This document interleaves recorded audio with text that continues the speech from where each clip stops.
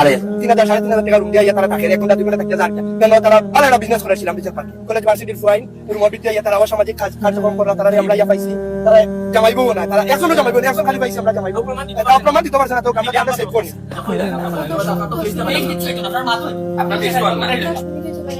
ওখানে খাইতাম পরিবারের ভিতরে ওইখানে পাই 3টা বিয়ে হইছে 10 লক্ষ টাকা খালি দিয়া আর একটা বিয়ে হইছে 12 লক্ষ টাকা। আজকে থেকে আমরা যখন স্কুলে পড়তাম এটা ছিল প্রায় 20-25 বছর আগের কথা। তখন একটা ট্রেডিশন চলতেছিল চিঠি দিয়ে দিয়ে প্রেম করা।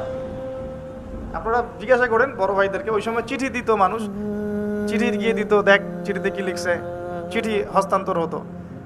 আর একটা চিঠি আসলে কত গোপনীয়তার সাথে সেটাকে সেভ করতো, কেউ দেখে ফেললে সমস্যা। ডেট করবে, ছেলে মেয়ে ডেটে যাবে, এটা চিন্তাই করতো না যে রিক্সায় করে গেলে কেউ যদি দেখে ফেলায় কি হবে। মনে আছে আপনাদের? তারপরে আসলো হিন্দি সিনেমার যুগ, মনে আছে? আর কয়েকটা দাজ্জালের এজেন্ট, আমি বলি এগুলোকে দাজ্জালের এজেন্ট, মুসলমান হোক আর অমুসলিম হোক।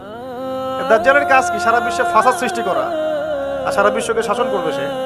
সে কি সারা বিশ্বকে ইসলামের বলে শাসন করবে না কুফুরির বলে শাসন করবে? আসে নাই সে এখনো, কিন্তু তার অনুসারীরা তো অ্যাক্টিভ। সে তো এখনো সশরীরে আসে নাই, কিন্তু তার অনুসারীরা তো অ্যাক্টিভ। তো তখন বের হলো ওই শাহরুখ খান সালমান খানদের যুগ।